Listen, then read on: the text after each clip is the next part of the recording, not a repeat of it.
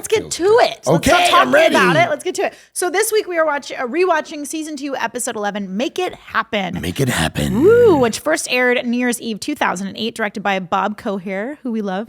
The best. Big friend of the pod, and written by Justin Varava. So we start off the episode in the lair. Justin? Yeah. Was he always a writer, or was he assistant that moved up? I'm not 100% sure. I remember him being an assistant capacity, but I don't want to speak to it because I'm not 100% sure. If Justin's listening, hi. It was a long time ago, guys. I'm sorry. So we start out in the lair with Justin Russo playing electric guitar, and Alex making fun of him, asking if the song is named "Stop, You're Hurting My Ears." And today's lesson is go. No, I was just going to say, when I watched it, when they started, David's playing the guitar. Yeah, this was David's actual guitar playing. Yeah, and this is also very interesting because this episode is like, we have a Disney kid. We have an opportunity to have her singing. This is like, this was a Disney synergy episode and for sure. You guys, one of the things that Disney would do is they would find someone who could, be a triple threat, basically sing, dance. Sing, dance, act? Yeah. Is that what it is? The dancing? Threat, yeah. So it's very interesting to me because this is the first episode I was like, when the lead always had a contract with Hollywood Records. Yes. Which always kind of screwed people a little. Like, it wasn't a great deal from what I heard. Right. For I remember one episode, Selena was, because we would shoot on we were half week one time. We would shoot Monday, Tuesday, and then sometimes we would shoot Thursday, Friday. So different seasons, we did different things. But Selena was leaving to go because we were done shooting, and she had to get on a plane to go to like Texas to do a show and then something else. And I was walking around, and she was like, "Why did I want to be a singer too?" I still hear her say that.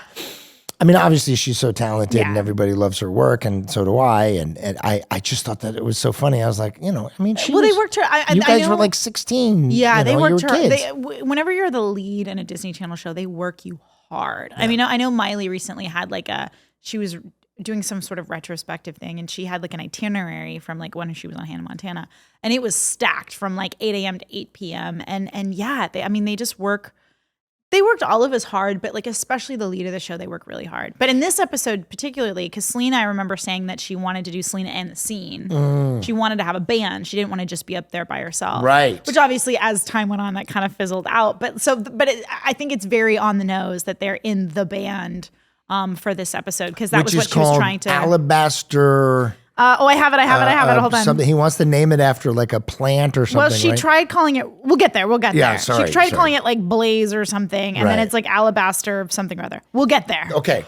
So we're in the lair. We're in the lair. Justin's playing guitar, and the lesson is about the future and. Well, it's not really a lesson. It's Plan B. Plan B backup plan. Right. So one of the kids is going to be a wizard, and the other two are not going to have magical powers, so they need a plan B. Yeah. And of course, Jerry Russo wants them to work at the sub shop. Of course. Go on, sorry. No, please. Fred Willard we have, who is wonderful, the best. Sweet, amazing, comic, so funny, and such a sweet man.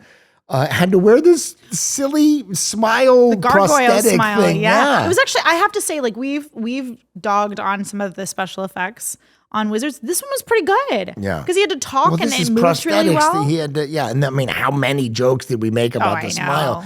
I'm happy, can't you tell? I mean, but that's kind of the slapstick of the show. You know what I mean? But so he plays Mr. Stuffleby. Who shows up to discuss the future, like you said, of the backup plan for the kids who don't win the Wizards competition. And as you mentioned, he's played by Fred Willard, who was a last minute. We've talked about this before on the show. He was the last minute addition when it was Lewis Black, right? But that dropped out. Richard Lewis. Richard Lewis, really? Oh my God! I'm doing comedy. Richard Lewis. A different episode because he came on as this character planned. Yeah, and then later when Richard Lewis decided not to be a part of the show and kind of that's when Peter Marietta called him. His wife picked up the phone. Peter said, "Is Fred there?" "No, he's in the shower." He said, "Can he work in the next hour?"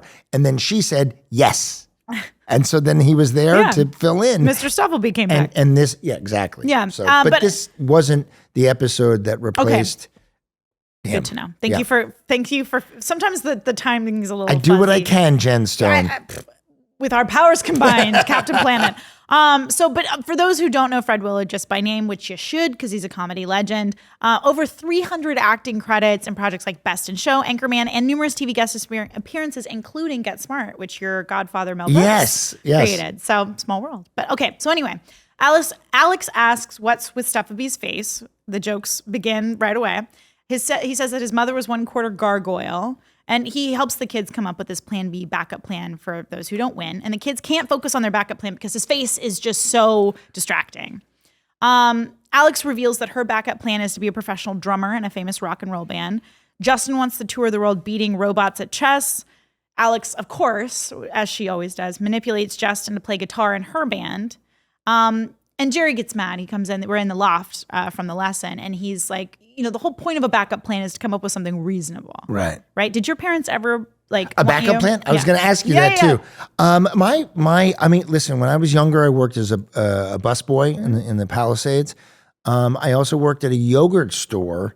I remember you mentioning this when we talked about crazy employee or not crazy. I'm combining crazy new employee. Right. Yeah. I identified with that a lot because you worked at the Gert Barn and I worked at Mrs. Salem's Yogurt is what it was. It was a one-off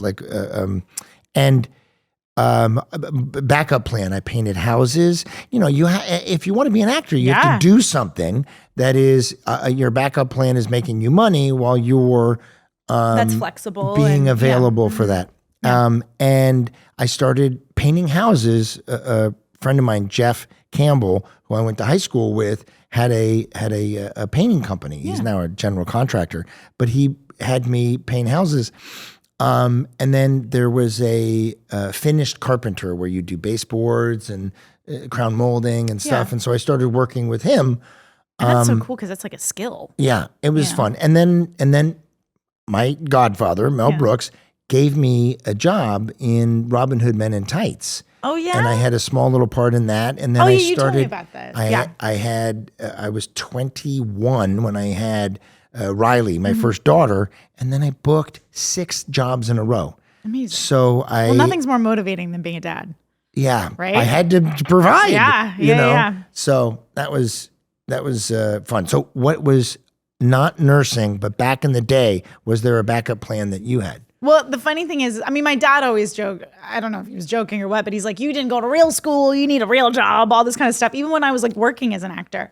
But the funny thing is when I was a kid, my grandfather was an architect and we always drew together. So we would draw together and I have really fond memories of that. So before I found my love of acting at 6, I used to draw all the time and I wanted to be a painter and the idea of having my studio at my home and just painting all the time and selling my artwork and stuff like that was my dream to begin with. And then I decided I'd do acting because that was more stable. So acting in my little childhood brain was my backup plan. But yeah, I guess now you could say nursing's my plan B. Well, you're very talented, and that is working out for you. So that's a good thing. Thank you. Like I said, I can audition and wipe your ass. It's great. Okay, so she didn't mean my ass. She meant all the people the emergency room. Not yet. In a few years. Not yet. In a few decades, Come maybe. on. What's happening? It happens to all of us. Okay. So there, in that scene, there's also that. No, it's a different episode. He's episode hopping, guys. Oh my God. We'll get there. You guys, it's so weird. These last couple of episodes that I've rewatched, I have no idea what I'm doing. Yeah, mid-season 2 kind of is a blur. I am like, what is happening? There were some crucial, really the fashion show episode I really remember, Future Harper, I really remember. Some season 2 ones were really pinnacle, but some of them, I'm not going to call them filler episodes, but some of the ones in the middle, you kind of are like, oh yeah, I guess we did do that. It's very interesting because, I think a lot of the episodes prior to this one have been really I don't know, cut and dry. They've been here's the story, specific. Here's what's happened, very specific. Yeah. This one is a little all over the place. Well, because you can tell it was a Disney driven episode of we need to have her sing. How do we do that? And then the writers being like, okay, how do we make that happen? Yeah, you're right.